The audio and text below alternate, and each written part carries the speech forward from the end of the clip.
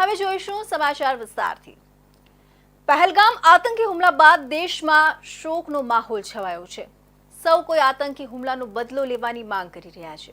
ત્યારે કેન્દ્રીય જળશક્તિ મંત્રી સી.આર. પાટીલે સુરતના એક કાર્યક્રમમાં સન્માન સ્વીકારવાનો ઇનકાર કર્યો હતો અને કહ્યું હતું કે જ્યાં સુધી આતંકી હુમલાનો બદલો નહીં લેવાય ત્યાં સુધી સન્માન નહીં સ્વીકારવાનો નિર્ણય કર્યો હતો। સુરતના વધ ઉટોપિયા ખાતે ગ્લોબલ સમિટનું આયોજન કરવામાં આવ્યું હતું, જેમાં સુરત શહેરના અને અન્ય શહેર ઇન્વેસ્ટરો એકત્રિત થયા હતા। ખાસ કરીને શેરબજારમાં ઇન્વેસ્ટ કરનારાઓ આ કાર્યક્રમમાં ઉપસ્થિત રહ્યા હતા।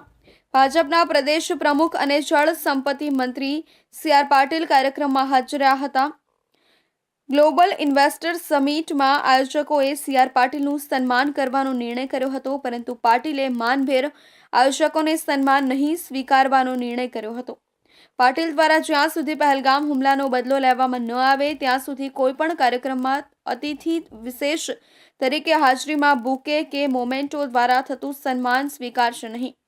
સુરતમાં આયોજિત કાર્યક્રમમાં તેઓએ ફક્ત આયોજકો સાથે ગ્રુપ ફોટો પડાવ્યો હતો, સન્માન સ્વીકાર્યું ન હતું।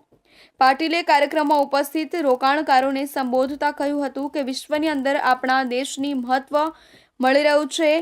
દરેક ક્ષેત્રમાં ભારત આગળ વધી રહ્યું છે। માર્કેટને ઉપર નીચે જવા માટે કોઈ પણ એક કારણ હોતા નથી। પીએમ મોદીના નેતૃત્વમાં દેશ પ્રગતિ કરતો હોય ત્યારે આ પરિણામ સ્વાભાવિક લાગે છે। શેર બજાર એ દરેક દેશની આર્થિક સ્થિતિનું પ્રતિબિંબ છે। એક પ્રકારે કહીએ કે શેર બજાર જેટલી મજબૂતાઈથી ચાલતું હોય છે તે આપણા દેશની આર્થિક પારાશીશી સમાન છે। દેશના લોકો ઇન્વેસ્ટમેન્ટ કરે છે શેર બજારની અંદર, તે દેશનું આર્થિક અર્થતંત્ર નહીં મજબૂત બાજુ હોય છે।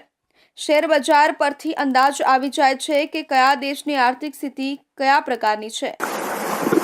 એક ઇન્વેસ્ટર સમિટ આવા કાર્યક્રમમાં આમ તો રાજકીય રીતે સક્રિય એવા અમારા જેવા કાર્યકર્તાઓનું આમાં કામ નહીં, અને જે બધા અહીંયા દેખાય છે એમના ચહેરા જોતા લાગે છે કે આ તો બધા માર્કેટના એક્સપર્ટ લોકો છે, એટલે એમને કોઈ સલાહ આપે અને એના આધારે કોઈ ઇન્વેસ્ટ કરે એ પ્રકારના અહીંયા કોઈ દેખાતા નથી।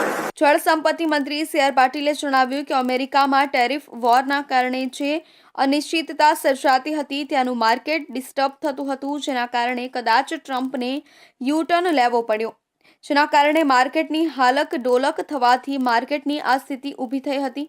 ટેરિફ વોર વચ્ચે ટ્રમ્પે યુ-ટર્ન પણ લેવું પડ્યું હતું। હું રાજકીય ક્ષેત્ર સાથે જોડાયેલો છું, મને માર્કેટ અંગે વધારે જાણકારી નથી। મારા જેવા કાર્યકર્તાનું અહીં કોઈ કામ નથી। અહીં તમામના ચહેરા જોતા લાગે છે કે આ લોકો માર્કેટના એક્સપર્ટ લોકો છે, મારા જેવાનું અહીં કોઈ કામ નથી। જ્યારે માર્કેટ 21,000 પર ચાલતું હતું ત્યારે વર્ષો પહેલા મને કોઈએ કીધું હતું કે માર્કેટ 50,000 સુધી પહોંચી જશે। મારું કોઈ એકાઉન્ટ માર્કેટમાં નથી, ત્યારે મને ખૂબ જ આશ્ચર્ય થયું હતું, કારણ કે જ્યારે માર્કેટને અમે જોયું ત્યારે 100-200 ઉતાર ચઢાવ થતી હતી।